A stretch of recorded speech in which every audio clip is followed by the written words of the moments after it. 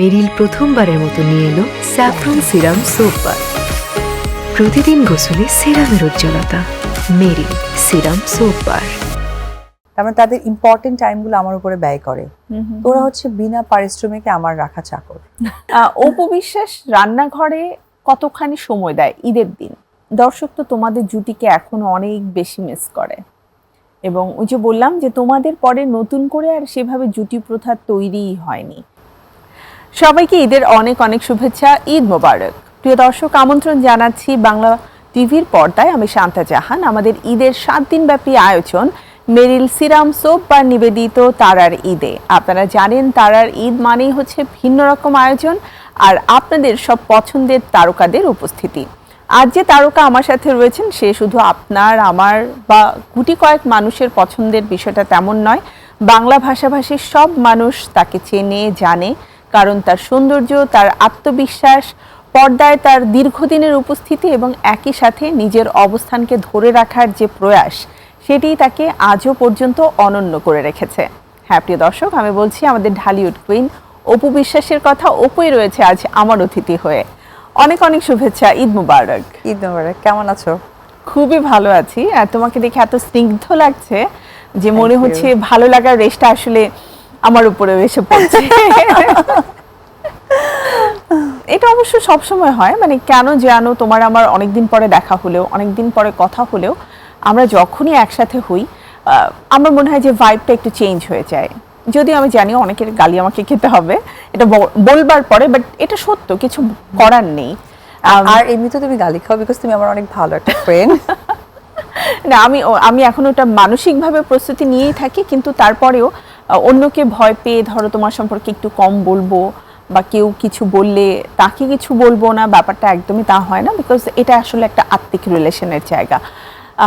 ঈদের সময় চলো ঝগড়া ঝাঁটি বিবাদ সব কিছু নিয়ে তো আমাদের সারা বছর ব্যাপী কথা হয়।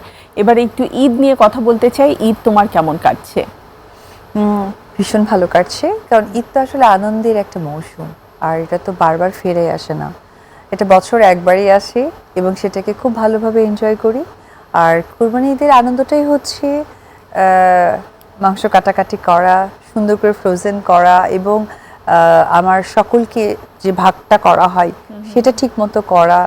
আর আমি এই দিনটার জন্য ওয়েট করি কেন, কারণ আমি তো একটু প্রচুর ডায়েট করা হয়, খাবার খাওয়া হয় না, কিন্তু ঈদের দিনে না এমন একটা এক্সট্রিম কনফিডেন্স চলে আসে না, প্রচুর মাংস খেতে হবে। অ্যান্ড সেটা এমন যে মানে এই অবধি না আসা অবধি স্টপ করা যাবে না। মানে এই অবধি এসেছে, তাও ধরো কোক খেয়ে বা অন্য একটা কিছু খেয়ে বেভারেজ খেয়ে দেন আবার একটু মনে হয় নিজেকে প্রিপেয়ার করে আবার খাবো। সো এরকম ঈদ কাটছে। খাসির রেজালা পছন্দ নাকি ঝাল পছন্দ?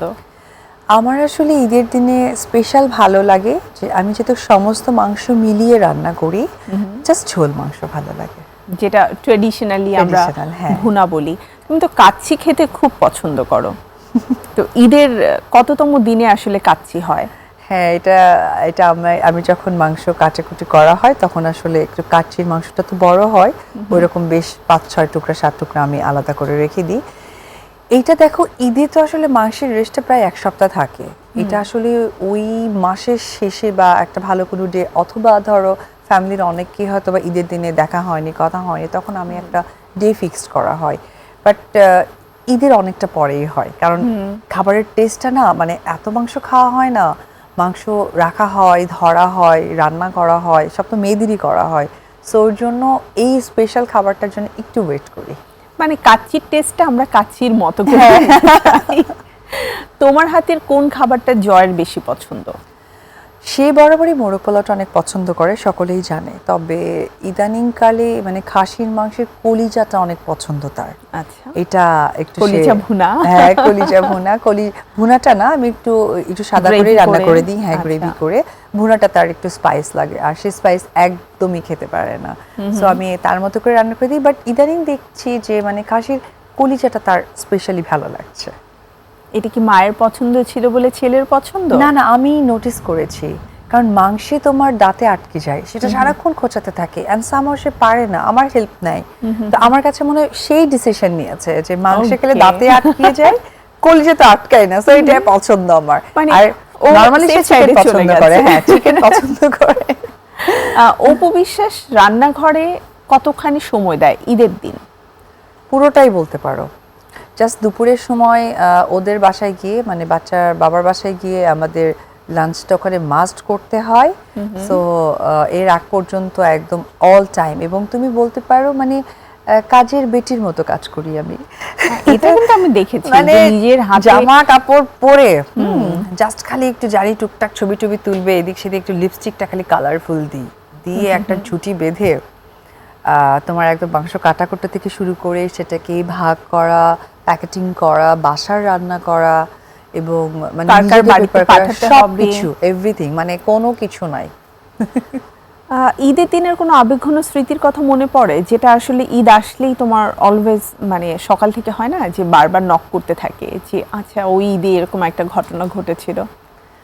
আমার বারবার যেটা মনে হয় সেটা হচ্ছে যে মানে আমার প্রযোজক ডিরেক্টররা আমাকে ফোন করবে বারবার, বলবে আপু এই তো 12টার সময় ফুল গেছে। হ্যাঁ হ্যাঁ, আরে জানেন না একটু ঝামেলা হয়েছিল, মারামারি, আমাদের লোকজনেরা ঠিকঠাক করে নিয়েছে।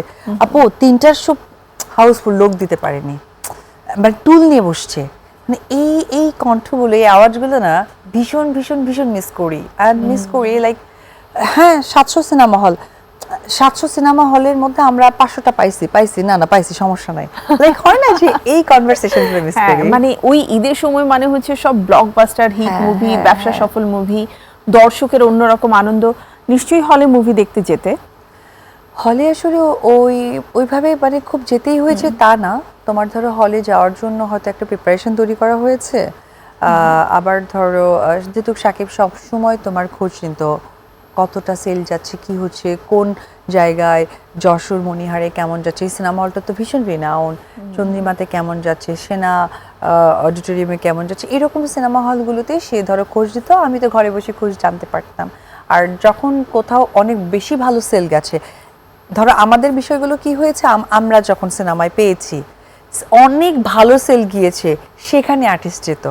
আর এখন ধরো সেল হওয়ার জন্য আর্টিস্ট যাচ্ছে, যে আমরা যাচ্ছি, এঙ্গেজমেন্ট বাড়ছে, দেন সেলটা বেটার হচ্ছে। আর আমাদের অলরেডি সেল ধরো অনেক হাই, মানে ফুল হয়ে অনেকে টুল নিয়ে নাকি বসে গেছে, মানে যেদিকে সিঁড়ি দিয়ে নামে, সিট দরকার নাই, আমাকে বসার মধ্যে একটা বসার মতো জায়গা দাও। দাও। তো তখন সেইখানে ধরো তারা ডিমান্ড করছে যে এখানকার নায়ক নায়িকা আসতে হবে, তখন আমরা গিয়েছি। বাহ।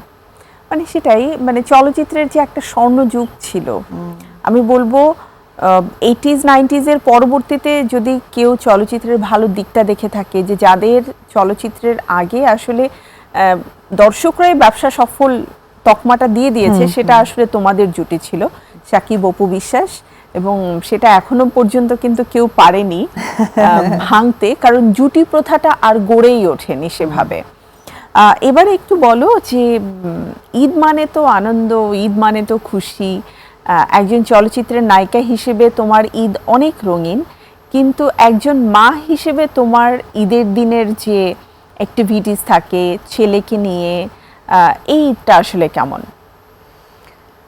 আমি তো শুরুতে তোমাকে বললাম না যে ঈদের দিনগুলো আসলে মাথায় থাকে না, আর আমি কাজ করতে পছন্দ করি। তো মায়ের ঈদটা হচ্ছে ভীষণ ভালো, কারণ যখন দেখি না ও অনেক মজা পায়, খুশি হয়। এবং আমি মাঝে মাঝে যেটা করি কি, ধরো বলে করে কিছু মাংস নিয়ে বলি যাও বাসায় রেখে আসো, একটা জায়গায় তো রাখা হচ্ছে, সেটা তো সে জানে, সেই ভীষণ এক্সাইটেড থাকে, ওয়েট করে। তারপরে ধরো আমি দাঁড়াও প্যাকেটিং করছে, কখন তাকে একটু কাজ করতে দেওয়া, কাজ করতে দেওয়া, ওয়েট করে, মানে একটা আদো ব্যাপার লাগে আমার কাছে। মানে মার কাছে সন্তানরা আসলে কখনো বড় হয় না, আমি এটা বুঝতে পারছি এখন হাড়ে হাড়ে। একদমই না। তো ওই জায়গা থেকে ধরো প্যাকেট করছি, তুমি একটু ওয়েটটা ধরো, তো ওয়েট মেশিন আমি তো একদম পারফেক্টলি সব মেপে মেপে সবাইকে দিই, মানে কোনোভাবে কম দিই না বা কম হয় না, হাতের মুঠোতেও আমি করি না, যাতে কারো কম যেন না হয়। তো প্যাকেটিংটা ধরো, সে প্যাকেট ধরছে, বাবা একটু প্যাকেট করো, তো একবার আমাকে বলে মমি কিভাবে প্যাকেট করব, আমি সেইভাবে বেঁধে দাও। তো ধরো আমরা বাপচুপ করে সবাই মিলে করছি, ও বাঁচছে, সে এনজয় করছে। আসলে এই ছোট ছোট মেমোরিজগুলো না, ছোট ছোট কাজগুলোই ভালো লাগে। এবং ওর যে এক্সাইটমেন্ট, ওর যে কন্ট্রিবিউশন, কাজ করার যে একটা ইচ্ছা, দেখবে এই জিনিসটাই ভালো লাগে। মা হিসেবে না আমরা সবাই আমাদের সন্তানদেরকে কেমন যেন একটা মনে হয় যে আমার বাচ্চাটা পারফেক্টলি বড় হচ্ছে, গ্রুমিংটা ভালো হচ্ছে, এই ব্যাপারগুলো আমরা দেখতে পছন্দ করি। শপিংয়ের কথা যদি বলি, কোরবানি ঈদে কি স্পেসিফিক ওভাবে শপিং করা হয়? না, শপিং আসলে মানে রোজার ঈদটাকেই ধরে করা হয়। মানে যদিও আমি তো শপিং করার সুযোগটা পাই না, কারণ আমাকে অনেক ব্র্যান্ডের কাজের সুবাদে প্রচুর গিফট পাঠানো হয়। আর সেক্ষেত্রে ধরো এখন আমি যে শপিং করে একটা কিনবো, আমি তো একটা ড্রেস হয় যে আমি আবার ধরো পরছি, এটা একটা ট্রোল হয়। যদিও আমি আমার পার্সোনাল ড্রেসগুলোকে অসংখ্যবার রিপিট করি, অসংখ্যবার। যারা তোমরা আমার কাছের মানুষ আছো দেখো, কিন্তু যখন আমি ক্যামেরা ফেস করি বা কোনো ট্রাভেলিংয়ে যাই, তখন তো 2-4টা ক্যামেরা আমার কাছে চলে আসে, পার্সোনাল ব্যাপারটা থাকে না। সো ওই জন্য শপিংয়ে খুব একটা ফোকাস হয় না। আমাকে গিফট পাঠায় এবং আমরা আমার সঙ্গে সঙ্গে পাই। তবে আমি মা হিসেবে ওর জন্য কিছু গোল্ড কালেক্ট করি। আমি যেটা হয় যে আমি ঈদ উপলক্ষে ওর জন্য একটা অ্যামাউন্ট রেখে দিই, যে এটা ওকে আমি কিছু যেটা প্রতি বছরই তুমি ওর হ্যাঁ, জন্য এটা আমি রাখো। ট্রাই করি। মাশাআল্লাহ। আর কোরবানি ঈদের বিশেষত্ব হচ্ছে যে যেহেতু খাসি কেনাকাটা করা হয়, তারপর আমি আব্রাহামের জন্য আমি স্পেশালি কিছু রেখে দিই। মানে আমি একজন গৃহিণী, একজন মা অপু বিশ্বাস অথবা ঘরণী অপু বিশ্বাসের গল্প আসলে শুনছি। এই বিষয়গুলো নিয়ে আরো জানবো অপু, ছোট্ট একটি বিরতি নিয়ে আসি। প্রিয় দর্শক, আড্ডা হচ্ছে প্রিয় তারকার সাথে, কিন্তু তার মাঝে ছোট্ট একটি বিরতির সময় হয়ে গেছে। মেরিল সিরাম সোপ বার নিবেদিত তারার ঈদের আয়োজন থেকে ছোট্ট বিরতির পরে আবারও ফিরে আসছি। থাকুন বাংলা টিভির সাথেই। মেরিল প্রথমবারের মতো নিয়ে এলো স্যাফরন সিরাম সোপ বার। প্রতিদিন গোসলে সিরামের উজ্জ্বলতা। মেরিল সিরাম সোপ বার। বিরতির পরে আমন্ত্রণ আবারও আমাদের ঈদের বিশেষ আয়োজন মেরিল সিরাম সোপ বার নিবেদিত তারার ঈদে। রয়েছেন বাংলা টিভির পর্দায় আমাদের প্রিয় তারকা অপু বিশ্বাসের সাথে আবারও ফিরে যাচ্ছি।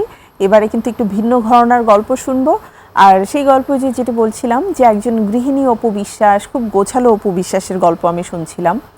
আমি তোমাকে যতখানি দেখেছি কাছে থেকে, আসলে আমি প্রত্যেকবারই অবাক হই, কারণ আমি দেখেছি তুমি খুব ছিমছাম, খুব গোছালো থাকতে পছন্দ করো।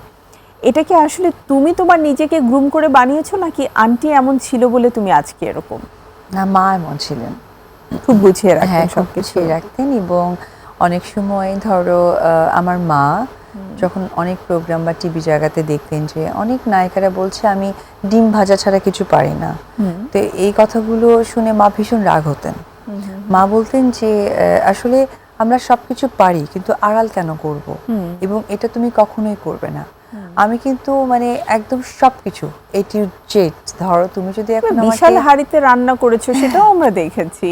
হ্যাঁ, এটা আসলে আমার একটা কন্টেন্ট বলতে পারে, বাট আমি ট্রু ইভেন তো ধরো অনেক টিপিক্যাল কিছু মাছ থাকে না, কাটতে পারে না, আমি ওটাও কাটতে পারি। বাহ। এবং ধরো একটা মাছের কাটার কারণে কিন্তু বেশ ভালো টুকরা হয় এবং সেটার কোয়ান্টিটি বেশি হয়, আবার মাছ কাটার কারণে কোয়ান্টিটি কমে যায়। অথবা ভিন্ন ভিন্ন রান্নার জন্য কিন্তু রান্নার কাটিংটা ডিফারেন্ট হয়। যেমন ধরো তুমি যদি একটা রুই মাছ ভাজি খেতে চাও, তো সেটা হচ্ছে কি তোমার চাইনিজ কাট, লাইক গাদা পেটি সহকারে যে মাছটা লম্বা করে ফেরে কাটে। আবার তুমি যদি একটা ঝোল মাংস খেতে চাও, তাহলে সেটা তোমাকে ধরো গাদা পেটি আলাদা করে কাটতে হবে, এবং সেটা কতটুকু কাটলেই দেখতেও ভালো লাগবে। আমাকে না আমার মা প্রত্যেকটাই শিখিয়েছে। আর রান্নার জায়গা থেকে তুমি যদি বলো যে অপু ভালো রান্না করতে শিখেছে, সেটা আসলে আমার শাশুড়ি শিখিয়েছে। উনি রান্নাটা আমাকে শিখিয়েছেন। বিক্রমপুর ওই দিককার রান্নাটা কিন্তু এটা হচ্ছে তোমার ফরিদপুর। হ্যাঁ, আচ্ছা, ভাইয়ার বাসা তো ফরিদপুর। আচ্ছা, আর ফরিদপুরের ওই দিককার রান্না, ওখানকার পিঠা পায়েস, ওটা কিন্তু অনেক মজার, অন্যরকম, তাই না? পিঠা তো মানে আমাদের ওই দিকটাতে, যেহেতু আমার বাড়ি শরীয়তপুর, তুমি তো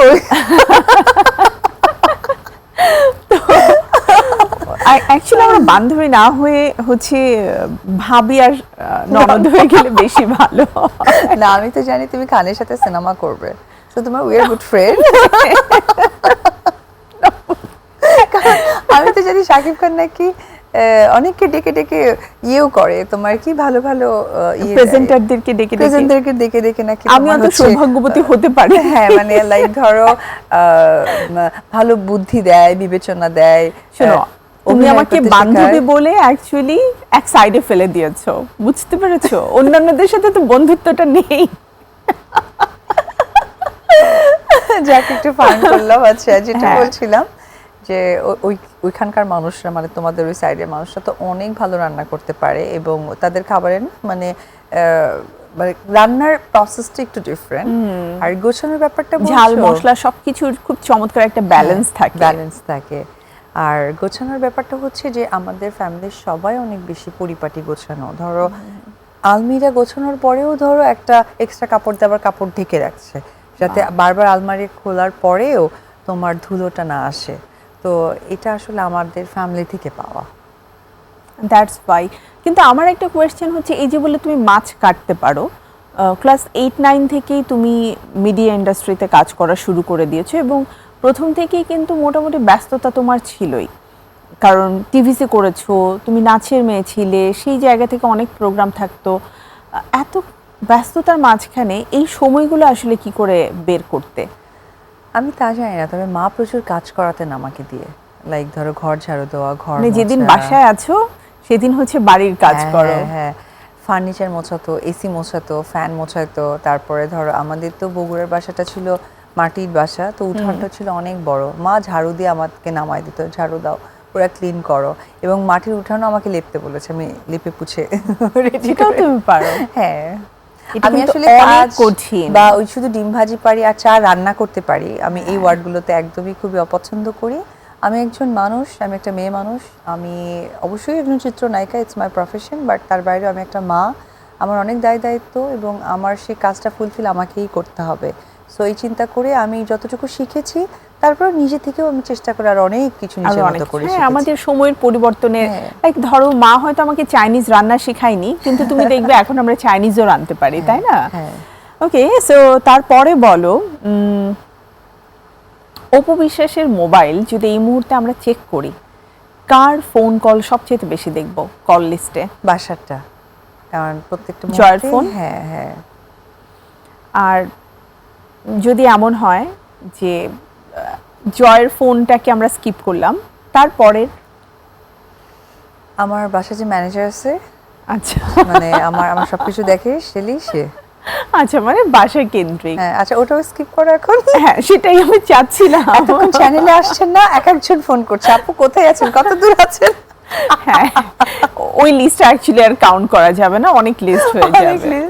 ওকে, সো আমরা রকস্টার নিয়ে একটু কথা বলি, কারণ প্রত্যেকটা ঈদেই আমাদের একটা চমক থাকে যে শাকিব খানের নতুন একটা মুভি রিলিজ হবে, এবং এবারে যে মুভিটা রিলিজ হলো রকস্টার, এটা নিয়ে বেশ অনেক দিন যাবতই কিন্তু তার নিউ লুক, তার নিউ অ্যাটিটিউড সব কিছু নিয়ে সবার মধ্যে একটা আলোচনা সমালোচনার ঝড় বয়ে যাচ্ছে। তো তোমার কাছে কেমন লাগছে যে এই যে সমালোচনা হচ্ছে সোশ্যাল মিডিয়াতে এত, এবং লুকটাও একটু ডিফারেন্ট ছিল, তোমার প্রতিক্রিয়া কেমন? বরাবরের মতো তাকে নিয়ে আসলে বলার কোনো মানে অবকাশ থাকে না। উনি নিজেকে ভাঙতে ভাঙতে গড়তে গড়তে এমন একটি জায়গায় চলে গেছে যেটা আসলে উদাহরণের বাইরে চলে গেছে। সো এখানে আসলে তাকে নিয়ে অনেক বেশি প্রাউড হয়, ভালো লাগে। এবং বাংলা চলচ্চিত্রের একটা অবস্থান উনি দেখতে চেয়েছিলেন এবং করতে চেয়েছিলেন। তো আল্লাহ পাক ওনাকে সেই অবস্থানটা দিয়েছেন করার। তো এটাই আমার ব্লেসিং। আর যে সিনেমা নিয়ে কথা বলছো, এটা তো চলচ্চিত্রে একটা নতুন মাত্রা যোগ করছে প্রতিনিয়ত, এবং সেটা উনিই করে আসছেন লাস্ট কিছু বছর ধরে। তো এটা আসলে ভীষণ ভালো লাগে। হোপ ফর দ্য বেস্ট, যে যেভাবে আসলে দর্শকরা তাকে দেখতে চায়, নতুন একটা লুক, নতুনত্ব কিছু নিয়ে আসুক। আমি বলবো সব চাহিদা কিন্তু সে প্রত্যেকবারই পূরণ করছে। তো এবারে রকস্টার সবার একদম, আমি বলবো প্রথম টিকিটটা বোধহয় রকস্টারই কাটার চেষ্টা করছে, কিন্তু ফেইলিউর হতে হচ্ছে। অনলাইনে অলরেডি আছে কিনা না না, নেই। আই ট্রাইড, ঠিক আছে, আই ট্রাইড। আমার ছেলেকে দিয়ে আমি বলেছি যে তুমি অনলাইনে অলওয়েজ সার্চ করতে থাকবে। তো দেখা যায় হয়তো দুটো টিকিট আছে, একটার সিট এই পাশে আর একটার সিট ওই পাশে। তো কোনো রকমে বলতে থাকি যে আচ্ছা তুমি বুক করো, আমি দেখা যাবে। রাইট, যে রিকোয়েস্ট করব যে প্লিজ। হ্যাঁ, তো ওটা বলতে বলতে আবার যখন অনলাইনে ট্রাই করছে, ওটা অলরেডি বুকড হয়ে যাচ্ছে। আলহামদুলিল্লাহ। ওকে, এবারে আমার যে প্রশ্নটা থাকবে সেটা হচ্ছে, এই যে শাকিব খান তার লুক চেঞ্জ করছে এবং আন্তর্জাতিক মানের মুভিতে কন্টিনিউ করার জন্য তার যে প্রস্তুতি, এই প্রস্তুতির ক্ষেত্রে তোমার কোনো টিপস কি তার প্রতি রয়েছে? না, উনি তো এমনিতেই অনেক ভালো বোঝেন এবং উনি ফ্যাশন ভীষণভাবে সচেতন, সুতরাং ওরকম কিছু না। তবে ওনার একটা জিনিস ভালো, উনি কোনো কিছু চেঞ্জ করতে হলে বা কোনো কিছু করতে হলে সকলেরই মতামত উনি বলেন যে ঠিক আছে কিনা, ভালো লাগছে কিনা, করবো কিনা। তো এই বিষয়টা আসলে ভালো লাগে। ওকে, দর্শক তো তোমাদের জুটিকে এখন অনেক বেশি মিস করে, এবং ওই যে বললাম যে তোমাদের পরে নতুন করে আর সেভাবে জুটি প্রথা তৈরিই হয়নি। সেই জুটি পর্দায় ফিরে আসুক এই প্রত্যাশায় তো আমরা রয়েছি, কিন্তু তোমার পছন্দের একটা মুভি যেটাতে তোমরা দুজন মিলে একসাথে কাজ করেছো, যে মুভির স্মৃতি এখনো তুমি ভুলতে পারো না, যে ওই মুভিটা আসলে সব মুভিকে ছাপিয়ে গেছে? অবশ্যই হিরো দ্য সুপারস্টার। এটা যেহেতু এসকে ফিল্মের ফার্স্ট ফিল্ম এবং এটা আমরা গল্প করতে করতে হাসতে হাসতে ধরো প্রোডাকশন হাউসটাকে মেক করা, আর ওটা কীভাবে সামনে এগিয়ে যাবে, কি কি করা দরকার। সো এই প্রোডাকশন হাউসটা সহকারে সিনেমার কাজ এবং ইমোশন বা স্মৃতি যেটাই বলো না কেন, এই সিনেমার সাথে আমার অনেক ওতপ্রোতভাবে জড়িয়ে আছে। এবং আরও একটা স্যাডও আছে, সেটা হচ্ছে আমি যখন 2 নম্বর ফ্লোরে গান করছিলাম হিরো দ্য সুপারস্টার, ঠিক রাত্রি 9টার দিকে আমার ফোন করলে একটা ফোন আসলো, আমার বাবা গত হয়েছে। তো আমি জাস্ট আমার গানের আরও 4টা স্টেপ বাকি ছিল। আমি ফোনে কথাটা শুনলাম, শোনার পর ফোনটা রেখে আমি 4টা স্টেপ খুব হাসি মনে দিয়েছি। এবং যে শটটা আমি যখনই বারবার আসে আমি বাবাকে মনে করি যে ঠিক এই শটটার সময় আমি আমার বাবার কথা শুনতে পাই। তো শুটিংটা শেষ করে আমি জাস্ট নিজেকে ঠিক রাখতে পারিনি, তারপরে ঠিক ওই রাতেই বগুড়া গেলাম অ্যান্ড বাবার যা সৎ কাজ আছে করে 3 দিনের আমাদের একটা কাজ থাকে, সেটা করে 4 দিনের দিন আমি আবার ব্যাংককের ফ্লাইট ছিল, সে ব্যাংককের ফ্লাইট ধরে ব্যাংককে গিয়ে আবার সেই রোম্যান্টিক গান, রোম্যান্টিক সিন সব কিছু করেছি। তো এই সিনেমাটার সাথে যেমন আমার স্যাড ইমোশন আছে, এই সিনেমা বা এই প্রোডাকশনের সাথে আমার যেমন আবেগ আছে, এই সিনেমা বা প্রোডাকশনের সাথে আমার যেমন ভালোবাসাটাও আছে। মানে এর সাথে আসলে লাইফের এমন একটা স্মৃতি জড়িয়ে আছে যেটা তুমি চাইলেও কখনো ভুলতে পারবে না, বিকজ বাবা মা এই শব্দগুলো আমাদের এমন একটা ইমোশনের জায়গা। এবং সবচেয়ে ভালো লাগার বিষয় কি শান্তা জানো, যে এসকে ফিল্মের মানে শাকিব খান সে কিন্তু বিজনেস খুব একটা করতে চাইতেন না। যদি প্রথম ব্যবসায়ী হিসেবে নিজেকে বলো, এই সিনেমা বা এই প্রোডাকশন দিয়েই কিন্তু তার যাত্রা শুরু। হ্যাঁ। এবং সেই সময়টা তোমরা এবং দুজন এটা একসাথে ছিলে। হ্যাঁ, এবং আমি খুব তাকে দুজন মিলে। সাপোর্ট করেছি, ভীষণ ভাবে সাপোর্ট করেছি। এবং হিরো সুপারস্টারের একটা উদাহরণ তোমাকে না দিলেই নয়, সেটা হচ্ছে যে আমাদের ওখানে একজন মেকআপ আর্টিস্ট গিয়েছিল। বরাবর তো আমি নিজেই মেকআপ করি নিজেরটা, তো মেকআপ আর্টিস্ট গিয়েছিল, সামহাও ওখানে কোনো একটা ইনসিডেন্টের কারণে মেকআপ আর্টিস্ট চলে আসে। তো ওই মেকআপ আর্টিস্ট চলে আসার পর যে শিডিউলটা ছিল সেটা হচ্ছে শাকিব খানের সলো একটা গান ছিল, যে সলো গানে তাকে মেকআপ করতে হবে অ্যান্ড আরও আর্টিস্ট আছে তাদেরকেও করতে হবে।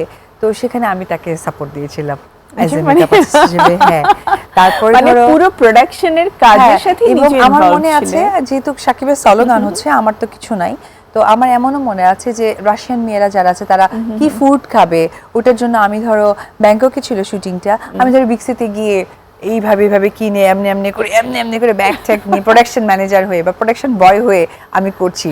মানে হিরো দ্য সুপারস্টার সিনেমার সাথে আমার অনেক কিছু জড়িয়ে আছে। হ্যাঁ, এবং যেহেতু নিজেদের ছিল, হ্যাঁ, তো এটার প্রতি ইমোশন, ভালোবাসা, দায়িত্ব সবকিছু। আল্লাহ, তুমি জানো না এরকমও হয়েছে যে আমি ধরো কোনো ওই যে রাশিয়ান একজন আর্টিস্ট হচ্ছে, বলছে পানি খাবো, আমি দৌড়ে গিয়ে পানি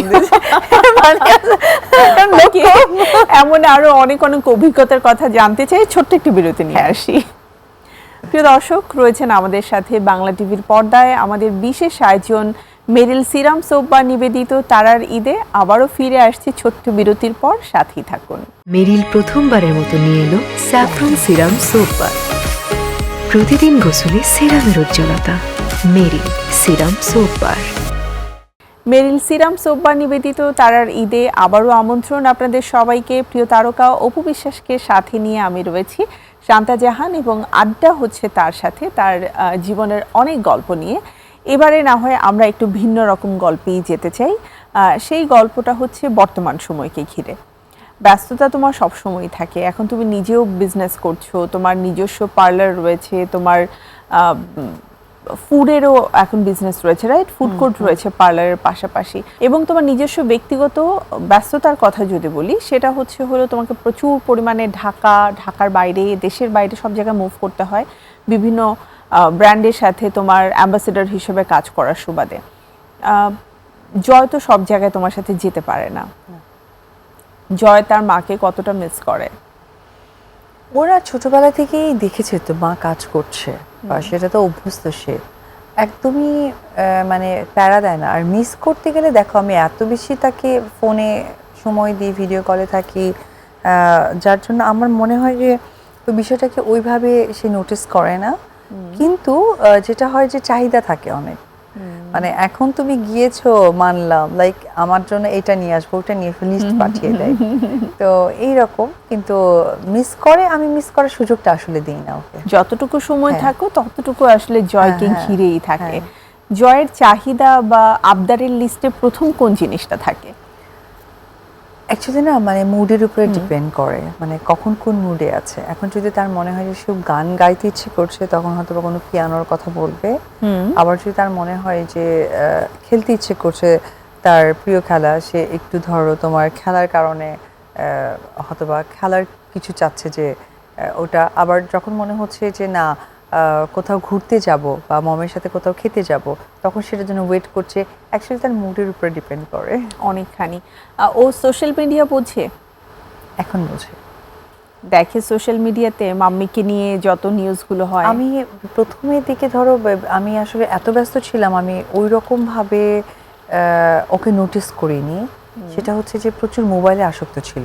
আচ্ছা। বাট লাস্ট 2 বছর বলতে পারো একদমই মোবাইল ওকে দেখতে দিই না। সোশ্যাল মিডিয়া সে বোঝে টুকটাক। আমি যেমন ফেসবুক দেখে আমার পাশে বসে থাকলে ও আচ্ছা মামি পাপার নতুন সং এসেছে, লাইক এই রকম। বাট আমি একদম 2 বছর আমি মোবাইল থেকে তাকে দূরে রেখেছি। আমাদের সোশ্যাল মিডিয়াতে তো মাঝে মাঝেই অনেক নেগেটিভ পজিটিভ গসিপগুলো হয়, আর স্পেশালি তোমাদের ক্ষেত্রে তো এটা খুবই র্যান্ডম।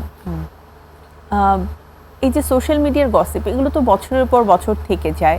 দেখা যায় অনেক পুরাতন একটা গসিপ, কিন্তু কেউ একটা কমেন্ট করলেই সেটা কিন্তু আবার সামনে চলে আসে। তো এইসব গসিপ বা মানে কি বলবো, ট্রল করা, বিভিন্ন বিষয় নিয়ে কথা বলে, এগুলো তো একজন তারকার ব্যক্তিগত জীবনকে অনেকখানি কঠিন করে তোলে। তোমার কি কখনো মনে হয় যে এই বিষয়গুলো জয়ের উপরে কোনো ধরনের মানে ইতিবাচক না হোক নেতিবাচক প্রভাব তো ডেফিনেটলি ফেলতে পারে? এটা তো স্বাভাবিক বিষয়। এই বাচ্চাগুলো দেরকে নিয়ে যারা ট্রোল করে বা কথা বলে, এটা তো আসলে তাদের মনুষ্যত্বর অনেক বড় একটা গ্যাপ, না হলে তো এটা করা সম্ভব নয়। কারণ এই বাচ্চাগুলো আসলে তো বড় হচ্ছে, সোশ্যাল মিডিয়া বোঝে না এমন তো লোক খুব একটা না। আমরা হয়তো বা মোবাইল দেখতে দিই না, অথবা সে দেখে না বিধায় হয়তো বা এই রাইট নাও জানতে পারছে না, বাট একটা সময় তো তারা দেখবে বা জানবে, কারণ এগুলো তো আর্কাইভ, এটা তো সরানোর কোনো ওয়ে নাই, থেকেই যাবে সব সময়, থেকেই যাবে। তো এটা নিয়ে আসলে ওরকম আমার কোনো ব্যাখ্যা নেই, বাট আমি ব্যাখ্যা দিতেও চাই না। এই কারণে দিতে চাই না কারণ যারা এটা করছে তারা এটা করবেই, এবং এটা করার জন্যই তারা সৃষ্টি, সেটা তারা বুঝে করুক অথবা না বুঝে করুক। এই আর আমাকে নিয়ে যে ট্রোলগুলো হয় বা যা লেখে, আমি বেশ কয়েকটা প্রোগ্রামে বলেছি, আমি এই প্রোগ্রামে আবারও সেম রিপিটেড কথা বলতে চাই যে আমি যেমন ধরো একটা লোক রেখে দিই আমার সব কিছু দেখার জন্য, সোশ্যাল মিডিয়া বলো, আমার পার্লার দেখার জন্য বা আমার বাচ্চা দেখার জন্য, এই লোকগুলোকে তো আমি একটা মান্থলি একটা সার্টেন অ্যামাউন্ট দিই বা যেটা তাদের প্রয়োজনীয় আসে, একটা সম্মানই দিই আমি অবশ্যই। কিন্তু যারা আমার এত খুঁত ধরে বা এত কিছু খুঁত ধরার কারণে আমি কিন্তু সেখানে ঠিকঠাকও হয়ে যাই, হ্যাঁ, তার মানে তাদের ইম্পর্টেন্ট টাইমগুলো আমার উপরে ব্যয় করে, তো ওরা হচ্ছে বিনা পারিশ্রমিকে আমার রাখা চাকর। অনেক সময়, এবং আমি এত প্রোগ্রামে এই কথাটা এত বেশি বলছি কেন জানো, তাদের চোখে নিশ্চয়ই পড়বে, দেখবে তাদেরকে যে আমি চাকর বলে আখ্যায়িত করেছি, এবং তারা আরও তেলেবগিনে চলে যাবে। তেলেবগিনে চলে গেলে কি হবে যেন, আমার পেছনে আরও লাগবে, আর আমার পেছনে আর লাগবে কি হবে যেন, আমার স্প্লিট হবে, আরও অপবিশ্বাস অল টাইম থাকবে। কখনো কি এমন হয়েছে যে তোমাকে নিয়ে কোনো একটা গসিপ সোশ্যাল মিডিয়াতে খুব ছড়াচ্ছে, যেটা তুমি হয়তো জানোই না, তুমি খুব কাজে ব্যস্ততা রয়েছে, হঠাৎ করে যখন চোখে বললো তুমি নিজেই অবাক হয়ে গেলে, আল্লাহ এটা আমি কখন করলাম, এটা কেন হলো? এরকম হয়েছে? অবাক হয়েছে কখনো? অবাক হওয়ার মতো গসিপ ধরো আমি মারা গেছি, এটা একটা ব্যাপার ছিল। আর একটা বিষয় হচ্ছে ধরো কোনো একটা কাজে মারা গেছো, এটাও হয়েছিল? হ্যাঁ হ্যাঁ হ্যাঁ। আর তাহলে রিসেন্ট গসিপের কথা বলো, বিয়ে করেছ অপু বিশ্বাস। হ্যাঁ, দ্বিতীয় বিয়ে করে দ্বিতীয় স্বামী নিয়ে ঘুরছেন, এই করছেন, এবং আমাদের ধরো অনেক আছে, আমরা কিছুদিন আগে আমি একটা প্রোগ্রাম করতে গিয়েছিলাম বগুড়াতে, তো আমার এক সাংবাদিক বন্ধু আছে, খুব স্বাভাবিক যখন যমুনায় ওঠা হয়, আমার যেহেতু ছাদ খোলা গাড়ি, আমরা যমুনা দেখছিলাম, দুই একটা ছবি বা সেলফি শেয়ার করেছি, সেইটাকে এআই মানে আর্টিফিশিয়াল ইন্টেলিজেন্স দিয়ে বানিয়ে বুনিয়ে কি করছে, এবং এরকম অনেকেই আছে যে ধরো কিন্তু ভয়ঙ্কর, এটা জানো, হ্যাঁ, বোঝার উপায় নেই বোঝার উপায় নেই। কোনটা সত্য কোনটা মিথ্যা। কারণ ভাইয়াকে আমরা জানি, তার সাথে তোমার কতদিনের বন্ধুত্ব, বা সে আমাদের বিনোদন সাংবাদিক হিসেবে সবার কাছে অনেক বেশি পরিচিত। মানে এটা যখন আমি দেখছিলাম, মানে I was তোমার thinking সাথে like, করেছে। হ্যাঁ, তারপরে আবার হচ্ছে যে আমাদের চিত্রনায়িকা আঁচল, তার যে হাজবেন্ড অমি, তাকেও আমার হাজবেন্ড বানিয়ে দিয়েছে। তারপর আমার স্টাইলিং এন্ড কোরিওগ্রাফি করে মাহফুজ কাদরি, তাকে আমার সেকেন্ড হাজবেন্ড বানিয়ে দিয়েছে। কাদরিকে My তারপরে অভিকে বানিয়ে দিয়েছে, মানে আমার মেকআপ আর্টিস্ট। তারপরে ধরো যে মাঝে মাঝে আমার ড্রেস নেওয়া হয় রাতুল কিবরিয়া। তারকে একটা মানুষের কত স্বামী থাকতে পারে, মানে আইডেন্টিটি করতে পারছে না। এটা আসলে জানো তো, এটা আর কিছুই না, এটা একটা, আমি বলবো সোশ্যাল মিডিয়া, এটা একটা ট্রেন্ড। সো আমি এটাকে নেগেটিভ দেখবো না। তবে আই থিঙ্ক অসুস্থ মস্তিষ্কের কিছু মানুষ আছে, এবং আমি মানুষের চাইতেও বলবো কিছু মহিলা রয়েছে যারা আমি দেখেছি বিভিন্ন ধরনের আজে বাজে কথা বলে কন্টেন্ট ক্রিয়েট করছে, অথবা অন্য কারো কন্টেন্ট সব থেকে ভালো কি হবে জানো, সেই দিন ফেসবুক তোমার মানি সোর্সটাকে বন্ধ করে দিবে, তখন দেখবে সব বন্ধ হয়ে যাবে। কারণ তখন তারা হবে কি, মানে তাদের নিজের কাজে ব্যস্ত হয়ে যাবে। এই যে মানসিক রোগী বানিয়ে দিচ্ছে ফেসবুক, আমার মনে হয় যে এটা বাংলাদেশের মানুষ এটাকে মিস ইউজ করছে। তোমার যদি ইউজিং থাকে গুড ওয়ে, তুমি কেন মিস ইউজ করবা? হ্যাঁ, তো এইটা যেহেতু আমাদের বাংলাদেশের মানুষদের পক্ষে সম্ভব। তুমি দেখো যে হলিউড বলিউডের টাইমই নাই, কার পেছনে কেন কোনো টাইমই নাই, ওরা ওদের নিজেদের কন্টেন্ট ক্রিয়েট করা নিয়ে ব্যস্ত, নিজেদেরকে ইমপ্রুভ করা নিয়ে ব্যস্ত। তুমি যখন নেগেটিভ ব্যাপারটাকে অনেক বেশি রিচার্জ করবে, তখন তো তোমার পজিটিভ গুলো থাকবে না। আর পজিটিভ যখন তোমার থাকবে না, ভালো কিছু তুমি দিতে পারবে না, এটা স্বাভাবিক বিষয়। তো আমার কাছে মনে হয় যে কিছু দেশভিত্তিক যদি বিষয়গুলোকে, আমি জানি না, আমি মানে স্যাটেলাইট সম্পর্কে আমার কোনো আইডিয়া নেই, বাট কোনো দেশভিত্তিক যদি এরকম স্যাটেলাইট সৃষ্টি হতো যে এই দেশের কন্টেন্ট বা এই দেশ থেকে ছাড়লে কোনো মানি আর্ন হবে না, আমার এটা হলে খুবই ভালো হতো। স্পেশালি যারা নেগেটিভ কন্টেন্ট ক্রিয়েট করে তাদের জন্য তো একদমই না। এবং আরেকটা ব্যাপার আমি বলি যে ভায়োলেশন কিছু থাকে না, যে এই ভিডিও, এই কথা, এই ওয়ার্ড ইউজ করা যাবে না, এরকম যে এআই দিয়ে মানুষকে বিকৃতি করছে বা যেটা সত্য না, এইরকম কিছু যদি করা যেত খুব ভালো হতো। খুবই প্রয়োজন, কারণ মাঝে মাঝে এসব কিছু দেখে নিজেরও ভয় লাগে যে নেক্সট কারো না কারো টার্গেট আমার জন্য হতে পারে। ধরো তোমার ছেলেকে তো আমরা চিনি। ফার্স্টে আমি বাবুর সাথে আমি ধরো একটা জায়গায় ছবি তুললাম, আমি তো অপু আন্টি, আচ্ছা আন্টি আসলে আপনার সেলফি তুলি, অন্যরা কিন্তু জানে না যে ও আমাদের সন্তান, তাকে নিয়ে আমাকে একটা বাজে কিছু লিখে দিল। এটা লজ্জার থেকে আর কিছু হতে পারে বলো? সো এই বিষয়গুলো নিয়ে আসলে ডে বাই ডে অনেক মারাত্মক রোগে পরিণত হয়ে যাচ্ছে, একদম মানসিক রোগী হয়ে গেছে। এবং আমার মাঝে মাঝে মনে হয় যে এদেরও তো ফ্যামিলি আছে, পরিবার আছে, তারা কি দেখে না যে কি ধরনের কন্টেন্ট তারা ক্রিয়েট করছে? আসলে এখানে রুচিবোধ এবং ফ্যামিলি ব্যাকগ্রাউন্ডের একটা ব্যাপার রয়েছে। এটা একদম 100% যে আমি কিভাবে গ্রুমড হয়েছি আমার ফ্যামিলি থেকে, এটা ফ্যামিলি ব্যাকগ্রাউন্ডের বহিঃপ্রকাশ, আদারওয়াইজ কিছুই না। ওকে, ভক্তদের ভালোবাসা, সমালোচনা সবকিছু ছাপিয়ে অপু বিশ্বাস অনন্য, এটাই হচ্ছে সবচেয়ে বড় কথা। এবং অপু বিশ্বাসের যে সৌন্দর্য, সেটা দিনের পর দিন শুধু বেড়েই চলছে। মাঝে মাঝে আমাদেরকে কিছু টিপস এন্ড ট্রিক্স শিখিয়ে দিও, কারণ আমাদেরকেও টিকে থাকতে হবে। 20-25 বছর আমরাও চাই। এটা অপুই বললো, কিন্তু নায়ক তো বুঝলো না। অ্যাটলিস্ট এই কথাটা যদি নায়ক পর্যন্ত পৌঁছায়।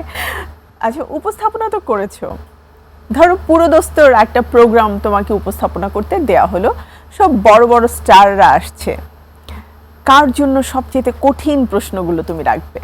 না, আসলে উপস্থাপনা মানে যে কঠিন প্রশ্ন তা না, কারণ এখানে কেউ এক্সাম দিতে আসেনি। এখানে মানুষের ভালো লাগে বহিঃপ্রকাশ, আদান প্রদান করতে এসেছে। কেন শাহরিয়ার নাজিম জয় তো সবাইকে এক্সাম হলে বসাতো যে জবাবদিহিতা করতেই হবে। এখন যেহেতু তুমি আমাকে প্রশ্ন করেছো, সো আমার মেন্টালিটি ডেফিনেটলি বহিঃপ্রকাশ দিব। আমি ওনারটা তো বলতে যাবো না, দেখবো না। সো আমার কাছে মনে হয় কি জানো, যে একটা মানুষের নেগেটিভ যত আমি ঢাকতে পারবো, ওটা হচ্ছে কি মনুষ্যত্ব। পজিটিভটাকে সুন্দর করে যদি প্রেজেন্ট করে মানুষকে এখানে অ্যাট্রাকটিভ করতে পারি, তাহলে আমার সেই প্রতিভাটা আছে। সো আমি এই চিন্তাধারা করে তাদের সাথে কাজ করব। মানে কঠিন প্রশ্ন তুমি রাখবে না, একদমই না। ইনফ্যাক্ট এমন আছে যে তার অনেক বড় কিছু নেগেটিভ আছে, আমি জানি। আমি বললে প্রোগ্রামটা অনেক বেশি ভালো হবে, ভাইরাল হবে, কন্টেন্ট হবে, কিন্তু ওই মানুষটা যদি ছোট হয়ে যায়, আমার কন্টেন্ট দরকার নেই, আমি প্রোগ্রাম ছেড়ে দিব, তা আমি ওনাকে ছোট করব না। চমৎকার বলেছো। উপস্থাপনা তো বেশ কিছুদিন করলে, কন্টিনিউ কেন করলে না? ওটা অ্যাকচুয়ালি আমার চ্যানেলের জন্য ছিল। তো আমি যেহেতু আমার চ্যানেলে একদমই সময় দিতে পারছি না, পরে কন্টেন্ট আমি সেল করে দিয়েছি। আর কন্টিনিউ করার জন্য আসলে আমার প্রফেশন এখন যেটা, আমি ধরো যে কাজগুলো করছি সেখানে এইটা আমার পক্ষে একেবারে পাহাড় সমান ভারী। তো তুমি আমাকে হায়ার করে নিয়ে যেতে। হ্যাঁ, তুমি তো মাশাআল্লাহ, তুমি তো মাশাআল্লাহ। মানে শান্তা জাহান কিন্তু এখন একটা ব্র্যান্ড, এটা কি তুমি জানো? মানে আলহামদুলিল্লাহ। একটা উপস্থাপনার জন্য একটা শান্তা জাহান আছে, একটা ব্র্যান্ড। আলহামদুলিল্লাহ যে তোমরা আমাকে সেই বিশ্বাসের জায়গাটাতে রেখেছো অ্যান্ড কমফোর্ট জোনে থাকো আমার সাথে বসতে, এটা একটা ব্লেসিং। বাট তোমার প্রোগ্রামটা কিন্তু আমি খুব এনজয় করতাম। আমি দেখতাম যে আচ্ছা অপু কিভাবে কথা বলছে, কিভাবে প্রশ্ন করছে, কারণ সবসময় তো উত্তর দিতে দেখেছি, প্রশ্ন করতে তো কখনো দেখিনি। তো আজকে আমরা একটা পর্ব ইচ্ছা করলে কিন্তু করতে পারতাম। আমার ডিরেক্টর অপু বিশ্বাসকে দিয়ে দিত, ও বসে বসে কোয়েশ্চেন করতো আমাদের সবার জন্য, আমরা উত্তর দিতাম। হোপফুলি কোনো একদিন হবে ইনশাআল্লাহ। বিশাল বড় একটা প্রোগ্রামের সেট, অ্যান্ড ইভেন ওটা এবি প্রোডাকশন থেকেও কিন্তু হতে পারে। এটা অপু জয় ফিল্ম প্রোডাকশন। ওকে, সেটাও হতে পারে। হ্যাঁ, ঠিক আছে, তুমি বললে আমি এটা শুনলাম, অ্যান্ড ডেফিনেটলি এটা যেন আমি করতে পারি ওই চেষ্টা করব। ভিন্ন মাত্রার কোনো হ্যাঁ। কিছু করার জন্য। অপু, আরেকটা ছোট্ট বিরতি নিয়ে আসি। বিরতি? হ্যাঁ প্রিয় দর্শক, আবারও ছোট্ট একটি বিরতির সময় হয়ে গেছে। বিরতির পরে ফিরে আসবো আমাদের ঈদের বিশেষ আয়োজন মেরিল সিরাম সোপ বার নিবেদিত তারার ঈদে। সাথেই থাকুন বাংলা টিভির। আফটার ব্রেক আবারও আমন্ত্রণ আমাদের ঈদ স্পেশাল আয়োজন মেরিল সিরাম সোপ বার নিবেদিত তারার ঈদে। বাংলা টিভির 7 দিনব্যাপী এই আয়োজনে আমাদের আজকের অতিথি অপু বিশ্বাস। ফিরে এলাম অপু আবারও। এবারে তোমার সাথে আসলে খেলবো, যেহেতু একেবারে আমাদের লাস্ট সেগমেন্ট, অনেকক্ষণ তো প্রশ্নোত্তর পর্ব হলো, এবারও প্রশ্ন করব, বাট র্যাপিড ফায়ার, এক কথায় তোমাকে উত্তর দিতে হবে। সকালবেলা আগে চা না মোবাইল? মোবাইল। ঘুম থেকে উঠেই? ঈদের শপিংয়ে বেশি সময় লাগে নাকি নিজের ছেলের জন্য? ছেলের জন্য। বিরিয়ানি নাকি কাচ্চি? কাচ্চি। কাচ্চি, বাট দুটোই। কাচ্চি, যদি কাচ্চি না থাকে তাহলে বিরিয়ানি। বিরিয়ানি, হ্যাঁ। এটা আমি জানি। শুটিং সেটে সবচেয়ে বেশি দেরি করেন কে? তোমার দেখা কোন কো আর্টিস্ট?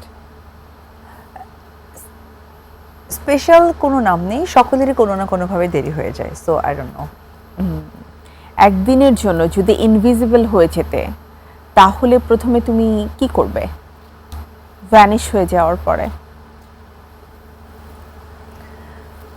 যারা আমাকে প্রচন্ড ভালোবাসে বলে, আমি তাদের কাছে গিয়ে শুনতাম আসলে কি ভালোবাসার কথা বলছে নাকি আমাকে নিয়েও পেছনে অনেক গসিপ করছে। এটা কিন্তু চমৎকার বলেছ। মানুষের আসল রূপটা দেখা যেত। তোমার ফোনে সবচেয়ে বেশি কোন অ্যাপটি ব্যবহৃত হয়? হোয়াটসঅ্যাপ, মেল, এই দুটোই বেশি হয়।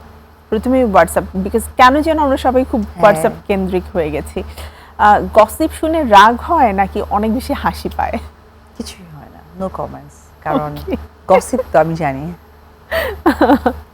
ঈদের দিনে ডায়েট নাকি no Fight. Diet? No diet, fight. বললাম না, ঠুসে ঠুসে খাই। ক্যামেরার সামনে বেশি নার্ভাস নাকি লাইভ অনুষ্ঠানে? মানে যখন রেকর্ডেড হয় তখন নার্ভাস থাকো নাকি লাইভ অনুষ্ঠানে? লাইভে। লাইভে আসলে একটু মাঝে মাঝে টেন্সড হয়েছে, ঠিকঠাক করে আসতে পারবো তো। টাইমিংটাও বড় একটা হ্যাঁ, ব্যাপার। হ্যাঁ, সবকিছু। রাত জাগা নাকি ভোরে ওঠা? ভোরে ওঠা। বাহ, না না না, এটা এটা আমরা জানি যে খুব তোমার কাজ থাকলে তুমি আর্লি মর্নিং এ অলওয়েজ হ্যাঁ। উঠে যাও। মাঝে মাঝে তো আমি চিন্তা করি যে আসলে তুমি কি ঘুমিয়েছো নাকি মানে ঘুমোতে যাবে। নিজের কোন অভ্যাসটাকে তোমার খুব মজার মনে হয়? মজার নোটিস করিনি, সরি আমি চাই না নোটিস করিনি। এমন কি কখনো হয়েছে যে নিজের অজান্তে নিজের কোনো একটা অভ্যাসের কথা মনে পড়ে মানে খুব হাসতেছো, আল্লাহ আমি এটা করি? হ্যাঁ, হাসি না, নিজেকে বোকা মনে হয়। আমার বেবির পর যখন আমি বেশ ক্যামেরা ফেস করা স্টার্ট করলাম, তখন আমি আবেগের বশে মনে হচ্ছে নিজের ড্রয়িং রুম বানিয়ে ফেলেছিলাম। আইদার ক্যামেরাকে বানিয়ে ফেলেছিলাম আমার খুব কাছের একটা ফ্রেন্ড, যে কোথাও কেউ জানবে না। অনেক কিছু বলে ফেলেছি, যেটা মাঝে মাঝে সামনে আসলে দেখলে এখন রিগ্রেট ফিল হয়, কেন করলাম, মানে ওয়াই, মাথা কাজ করেনি হয়তো, বা এটাই আমার সবচেয়ে বড় ভুল ছিল। শুটিং এর ফাঁকে ঘুম নাকি আড্ডা? আড্ডা। যদি নায়িকা না হতে তাহলে কোন পেশায় যেতে? আমি যেহেতু নৃত্যশিল্পী ছিলাম, আমার কাছে মনে হয়েছিল যে আমি যদি নাচের টিচার হতে পারতাম। এখনো সম্ভব? আসলে সে সময়টা হবে না। এক শব্দে যদি আমরা ডেসক্রাইব করতে বলি শাকিব খান? ভালো মনের মানুষ। এটা উপবিশ্বাস বলছে, এটা বুঝতে হবে। ঈদের আবার যে ঈদের দিনে অনেক অনেক সেলফি, ধরো 100টা সেলফি তুললে পোস্ট কি একটা করো নাকি মানে সবগুলো করে ফেলো? না, সেলফি বা ছবি তোলা হয় বুঝে শুনে পোস্ট পাই। এখন আর আগের মতো পোস্ট আগের মতো এরকম একটা সময় ছিল না, আমরা সোশ্যাল মিডিয়াতে ঢুকলে আছে একটা সেলফি তুলে পোস্ট করে দেই বা ছবি তুলতে গেলাম আমার পোস্ট শুরু করে থেকে দেই। ফ্যাসিনেশন কখনোই কাজ করেনি। আমার মনে হয় কি আমার কাজেরটা হলে আমি খুব তাড়াহুড়ো যাকে বলে সেটা আমি করতে পছন্দ করি। সেটা তোমার হতে পারে মুভি, ফটোশুট, যেটাই হোক, ওটা সোশ্যাল মিডিয়া দেওয়ার জন্য পাগল হয়ে যায় এবং আমার যে অ্যাডমিন আছে তাকে আমি ফোন করে পাগল করে ফেলি, দাওনি কেন, এটা করো, এটা করো, এটা করো। বাট পার্সোনাল কোনো কিছু না, মানে দিতে ভালো লাগে না, দিতে ইচ্ছে বাট করে। রাখতে ভালো লাগে, বিকজ ইটস দ্য মেমোরি। হ্যাঁ, স্মৃতি হয়ে থাকো। হয়ে থাকে। ওকে, এবারে চলে যাচ্ছি ট্রু অর ফলসে। সত্য নাকি মিথ্যা শুনবো তোমার কাছ থেকে। ঈদের শপিং শেষ মুহূর্তে নাকি প্রথমেই? শপিং খুব একটা করা হয় না, ট্রু। কেনাকাটা করা হয়, হ্যাঁ, মানে জাস্ট যখন মনে হয় আর কি। ওকে, শুটিং সেটে কখনো ডায়লগ ভুলে গেছো? হ্যাঁ, প্রচুর। ট্রু, তাহলে True, ট্রু বলতে true, হবে। গসিপ ভিডিও দেখে কখনো নিজেই হেসেছো? হ্যাঁ, তো কি ট্রু বলবো? ট্রু। ট্রু। রাতে লুকিয়ে ফ্রিজ থেকে খাবার খাও? হ্যাঁ, তাহলে ট্রু। মানে এমন একটা ভাব যে কেউ দেখছে না, মানে আসলে আগের মতো হবো না। ঈদের সকালে সবচেয়ে বেশি ব্যস্ত থাকো? হ্যাঁ, ট্রু।